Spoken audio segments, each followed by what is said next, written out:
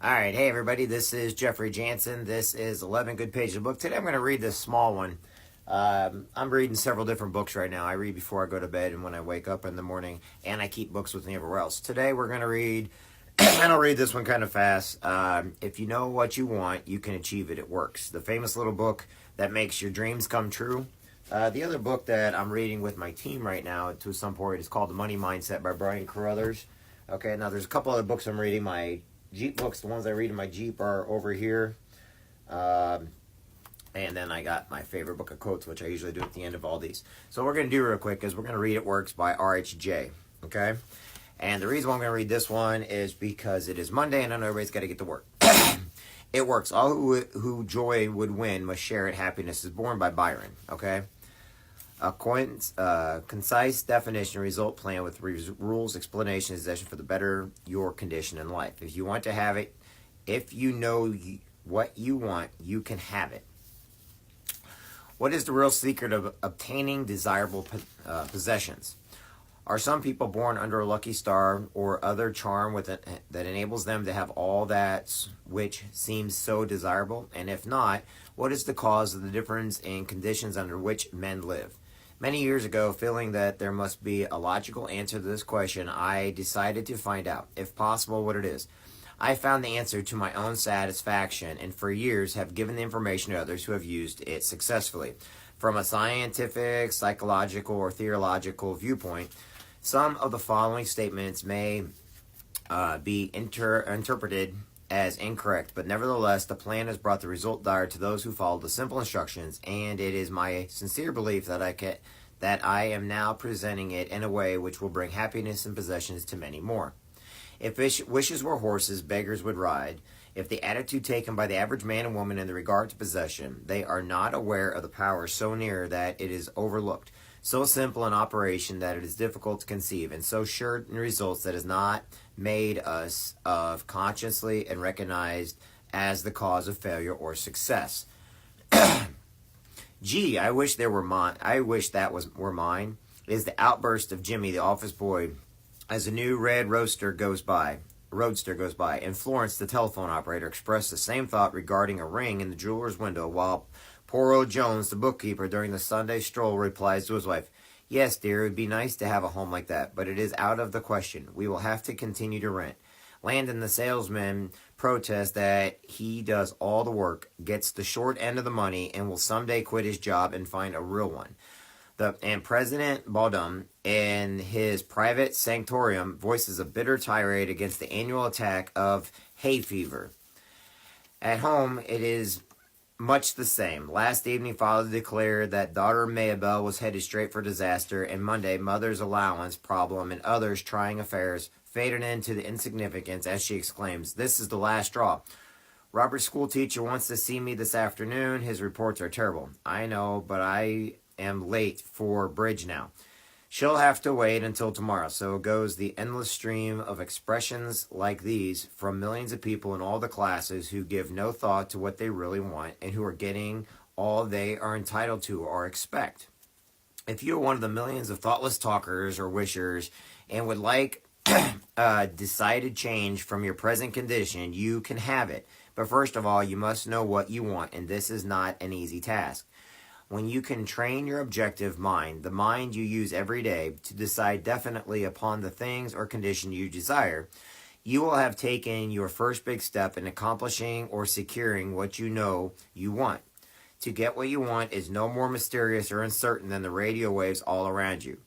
Tune in correctly and you get a perfect result. But to do this, it is, of course, necessary to know something of your equipment and have a plan of operation. It works. You have within your mighty power, anxious and willing to serve you, a power capable of giving you that which you earnestly desire. This power is described by Thomas J. Hudson, Ph.D., LLD, author of The Law of Psychic Phenomenon, as your subjective mind. Other learned writers use different names and terms, but all agree that it is omnipotent. Therefore, I call this power Emmanuel, God in use.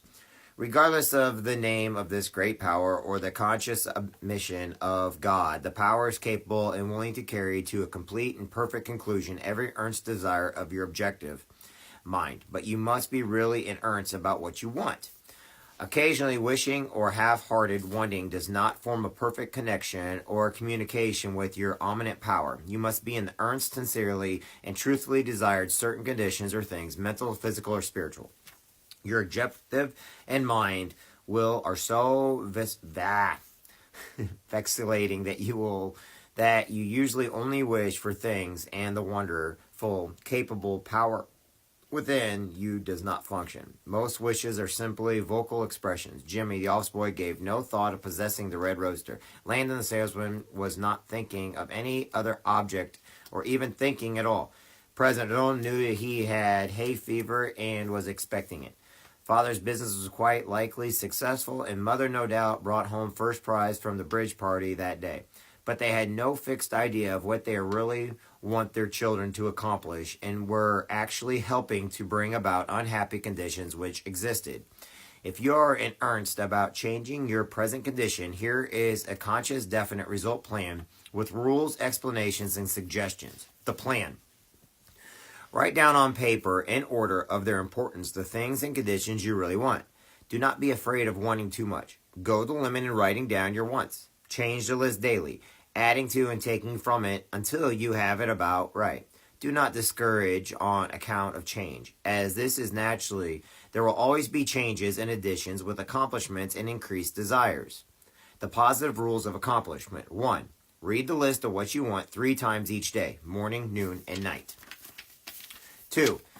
Think of what you want as often as possible. 3. Do not talk to anyone about your plan except to the great power within you, which will unfold to your objective mind the method of accomplishment. It is obvious that you cannot acquire faith at the start. Some of your desires from all your practical reasoning may seem positive, unattainable, but nevertheless write them down on your list in their proper place of importance to you. There is no need to analyze how this power within you is going to accomplish your desire. Such as procedure is as unnecessary as trying to figure out why a grain of corn placed in a fertile soil shoots up a green stalk, blossoms, and produces an ear of corn containing hundreds of grains, each capable of doing what the one grain did. If you will follow this definite plan and carry out the 3 simple rules, the method of accomplishment will unfold quite as mysteriously as the ear of corn appears on the stalk, and in most cases much sooner than you expected.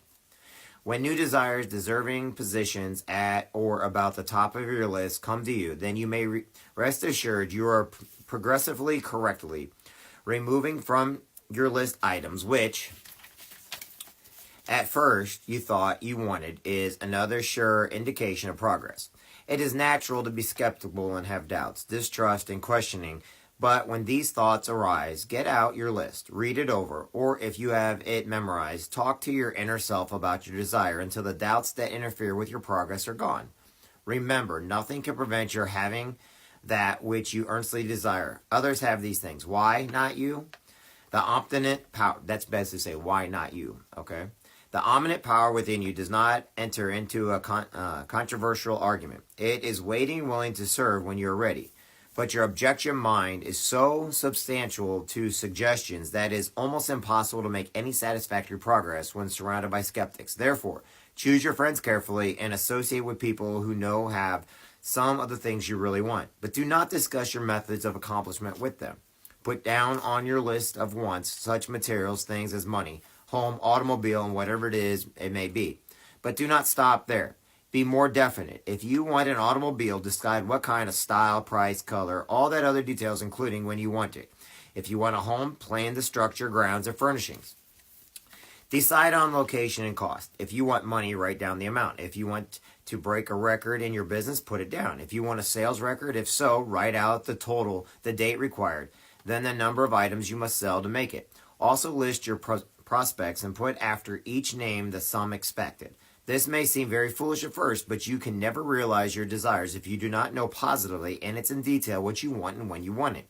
If you cannot decide this, you are not in earnest. You must be definite. And when you are, results will be surprising and almost unbelievable. A natural and ancient enemy will no doubt appear when you get your first taste of accomplishment. This enemy is discredit in the form of such thoughts as, it can't be possible. It just happened to be. What a remarkable coincidence. When such thoughts occur, give thanks and assert credit to your omniscient power for the accomplishment. By doing this, you gain assurance and more accomplishments, and in time, prove to yourself that there is a law, which actually works at all times, when you are in tune with it. Sincere and earnest thanks cannot be given without gratitude, and it is impossible to be thankful and grateful. It works. Without being happy, therefore, when you are thinking your greatest and best friend, your omniscient power for the gifts received, do so with all your soul and let it be reflected in your face. The power and what it does beyond understanding. Do not try to understand it, but accept the accomplishments with thankfulness, happiness, and strengthening faith. Caution. It is possible to want and obtain that which will make you miserable, that which will wreck the happiness of others, and which will cause sickness and death, that which will rob you of eternal life. You have what you want, but you must take all that goes with it. So in planning your wants, plan that which you are sure will give you and your fellow man the greatest good here on earth, thus paving the way to that future hope beyond the pale of human understanding. This method of securing what you want applies to everything you are capable of desiring, and the scope being so great. It is suggested that your first list consists of only things with which you are quite familiar, such as an amount of money or accomplishment, or the possession of material things. Such desires as these are more easily and quickly obtained than the discontinuance of fixed habits, the welfare of others, and the healing of the mental body ills.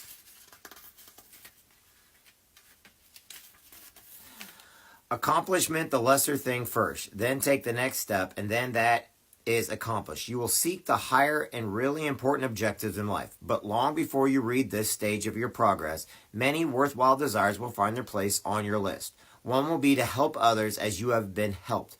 Great is the reward to those who help and give without thought of self, as it is impossible to be unselfish without gain.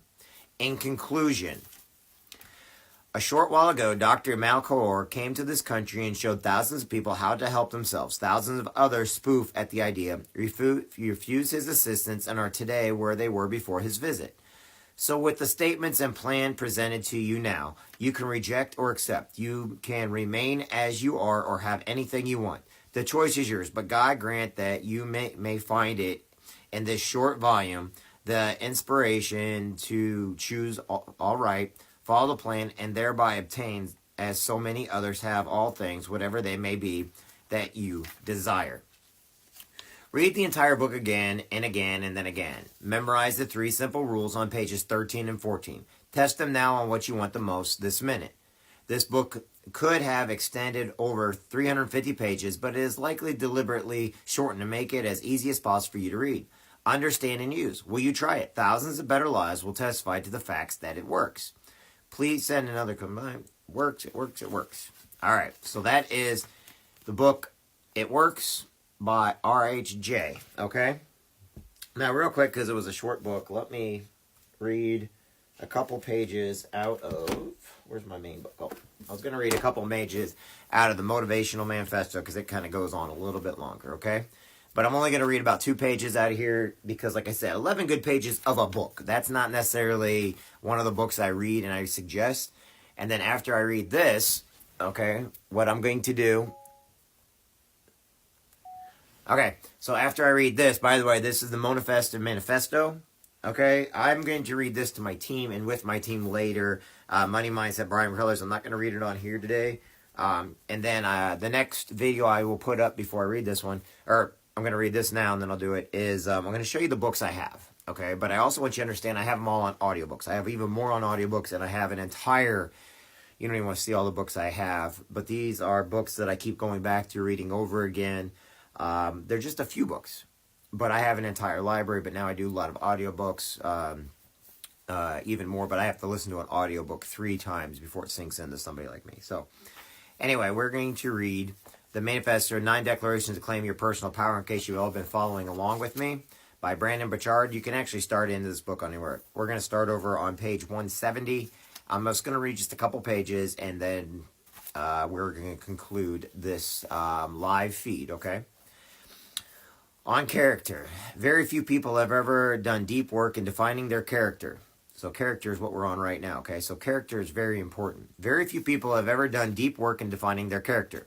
The specific identity they wish to have, the simple response to the world on a whim, without paying any real attention to the type of person they want to be or become. With no target identity to act toward, they become amalgamations of the desires of others and the circumstances and cultures in which they live. They have no real character because they are slave to impulse and mimicry. Contrast this with a woman who owns keen self-awareness. If she habitually aware and committed to being a kind person, she is rarely rude. If she has defined herself as deeply empathetic, she intentionally develops the disciplines to listen more, to help more, and to love more. She works to align all her thoughts and habits with the ideal person she wishes to be. Awareness and discipline give her freedom to live her potential. Do we have this level of self-mastery? Do we know what qualities of character would make us feel congruent, happy, and whole? If not, let us ask. If I were to die tomorrow, how would I want others to remember me? What exact words and phrases would I be happy to hear them use to describe me? When I guide my decisions and actions today, what exact words and phrases should penetrate my mind and inspire me to be a good human? The answer to these questions give us focus in life. Should we desire to remember as vibrant, kind, intelligent, loving, and courageous? Then we can choose to live in alignment with those descriptions. To some, this seems too basic a premise, but common sense is not always common practice. Let me say that again. Common sense is not always common practice. How many times have we caused ourselves pain because we fail to pause and think? How would my best self view in response to this situation? This must be our day to define the best of who we are and what we will stand for. Tonight, in the glow of gratitude for our free will, let us write down the words and phrases that describe our ideal identity. Put them on a beautiful paper and in ink. Carry them everywhere. Look at these words, memorize them, verbalize them, become them. The more we align our actions with the identity, the more free, motivated, and whole we shall become. Life will feel brighter and more our own, more deep and satisfying. Destiny will smile on us and will be welcomed into the gates of heaven as people of purpose and integrity. Our connection. Let us also define how we shall interact with the world. What kind of experiences do we want to have with the important people in our lives? Those who fail to consider this always fail in their relationships. Imagine the man who has no clarity or commitment for the quality of interactions he has with his wife. If she is upset, he is likely to simply mirror her feelings and frustrations. But he should say to himself, I will be a present, stable, and solid husband for my wife. And this means I will be alert and attentive to her feelings. I will listen to her closely, and I will seek to be empathetic and supportive, even in times of crisis or conflict. He can go to an even greater specificity in his interactions with her, thinking of how he would like to connect with her while out to dinner, during their commute to work, on their vacations, at time when they are challenged with their finances or their children. The more thoughtful he is in advance of these situations, the more intentional and consistent he becomes during them. His integrity is made public and real, and soon he will be proud of and loved for his actions. We should sit and write these things out. Who is important to me and why? How shall I interact with them so that they are appreciated and experience the best of who I am? What kind of person should I become so that I am happy with how I treat others? Tomorrow, then, let us rise to give our full effort to being that kind of person, interacting with others as we desire. If we can do this each day of our life, then when our final hours greet us, we shall be surrounded by those who love and serve, and they shall tell us why they love us, and wide smiles shall spread across our face, knowing that their descriptions reveal something important, that we live in love and congruence with our hearts and highest humanity. Finally, let us define the contributions we wish to make. What do we want to create, build, shape, or share, or give? Beyond our interactions with people, and what things do we wish to give them or leave them? What tangible evidence of our creative in life do we want to leave on this earth? Too many people are failing to think of these questions, and so they are bartering away their integrity day by day, an unfulfilling task. They are not working towards something real and meaningful, something they know will bring them joy and fulfillment. They say yes to too many projects in order to please others, at the cost of their own satisfaction and soul. Had they been proactive in defining what is meaningful and important to them, they could have avoided feeling so distracted and unfulfillment. There is no reason for us to suffer their same fate now. Let us sit down, pen in hand, once more, and describe the projects and aim that give us energy, enthusiasm, and meaning. We have written these things before, but in writing them, we reconnect to our motivation and our power. So what will we be proud to contribute to and accomplish in life? What service will we provide? What art will we create and leave behind? What difference will we make? From such questions is birthed a life that matters. But without vision, these things we have nothing to align ourselves to. Where there is no clarity, there can be no integrity. And armed with the intentions for who we wish to be, how we wish to interact with others, and what we wish to give, we become a conscious people. We gain the full might of our personal power. The 6 practices of integrity. And then I'm going to read this and then I'm going to stop. Okay? The 6 practices of integrity. Wisdom is knowing who to be and what to do in a given situation. Virtue is acting on the wisdom. We all know that we should be thoughtful, kind, loving, and happy people, yet not all of us choose to be those things. This chasm between knowing and doing is the dark pit where people lose themselves. Every violation against our value and virtue is a slice against our integrity and happiness. But every stand we make to express our integrity is another brick added to the great structure of a character we are erecting each day. And so let us choose wise life practices. The first practice of integrity is to think before we act. No major decisions or actions should be made without considering the major categories of our life, our personal well-being, our relationships, and our social responsibilities. We must ask, are the choices I am about to make going to support my sanity and happiness, as well as the health and welfare of my family and community? What would happen if my choices and actions were broadcast on the evening news? Would I be proud of them?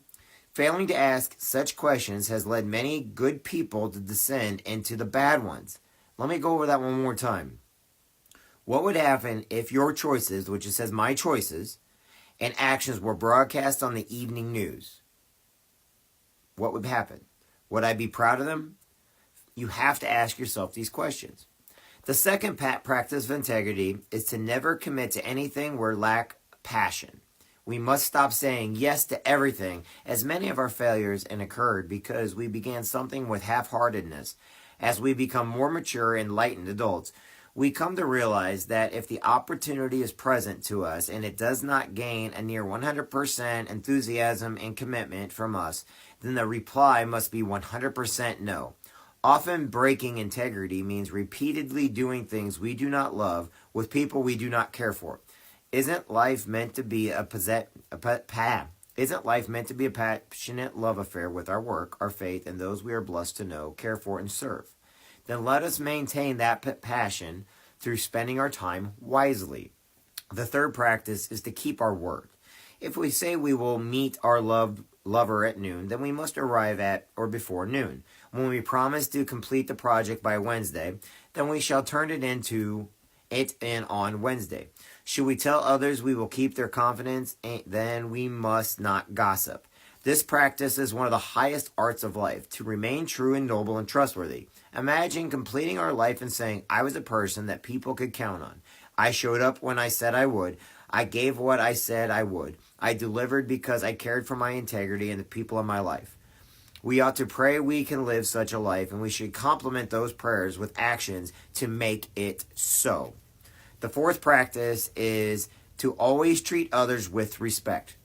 Let me say it again. The fourth practice is to always treat others with respect. Those reflecting on their lives often regret that they treat people poorly. Almost all suffering to our personal relationships comes from a lack of respect given to or from others. But few people have a clear definition of what respecting others means.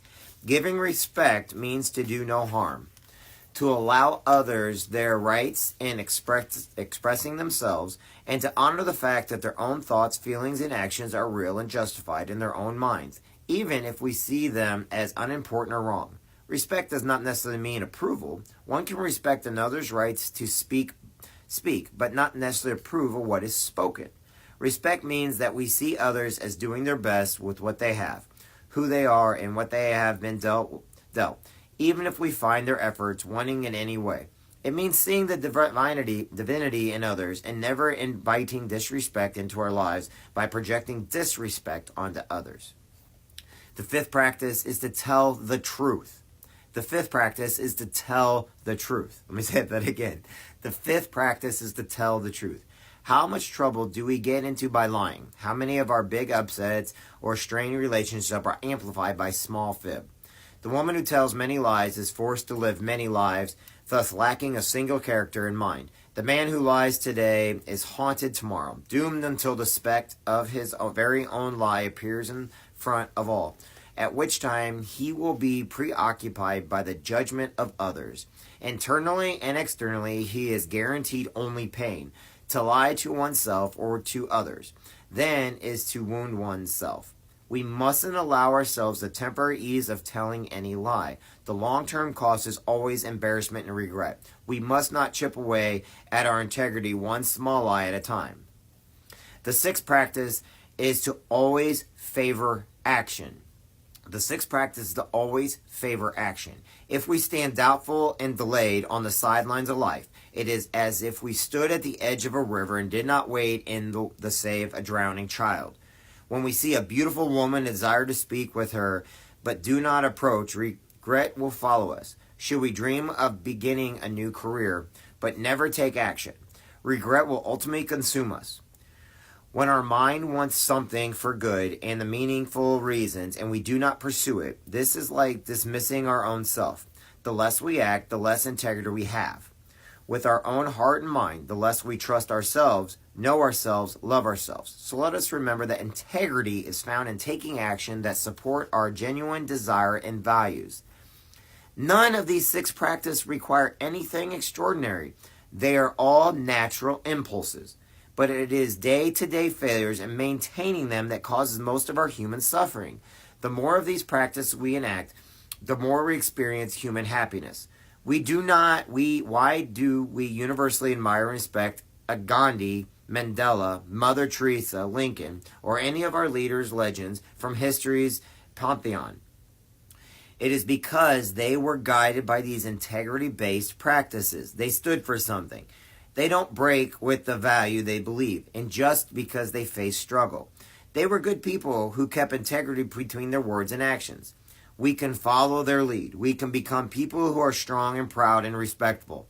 All we must do is make integrity a lifelong practice. I'm going to stop there. The next one is the 7 Temptations on page 177. I'm stopping there. I'm going to put a little arrow up here, though, and that I'm on 177 at the bottom of the page. I'm going to do 2 this time because I lost track last time. All right, everybody. Remember everything we just went over. That was the book for today. And that last one was the Motivational Manifesto by the 9 Declarations. And the other one was the famous Little Red Book that makes dreams come true. The team book right now is Money Mindset. And then the next video I'm going to show you is some people asked me about some books. I'll show you that. And then we're going to go into team training. And then I've got to, I got work I got to do. I got all my whiteboards in front of me behind these cameras here, which maybe someday I'll show you. But I have about 1, 2, 3, 4, 5, 6, 7, 8, 9, 10, 11, 12, 13, 14, 15, 16, 17, 18, 19, 20, 21, 22, 23, 24, 25, 26, 27, 28, 29, 30, 31. I got 31, no, 33, 34, forgot about those. 34 whiteboards in here, all looking at me with different things I have on them because I write everything down. But then my notepads and everything, I keep everything in there. So that was a little training on here. I'll talk to everybody in just a second because it's time for team training. And then I've got to get to work and I got a bunch of calls I got to make. And then I got to meet my mentor at 1 o'clock. So anyway, God bless. Talk to everybody soon. This was the book reading portion of all this.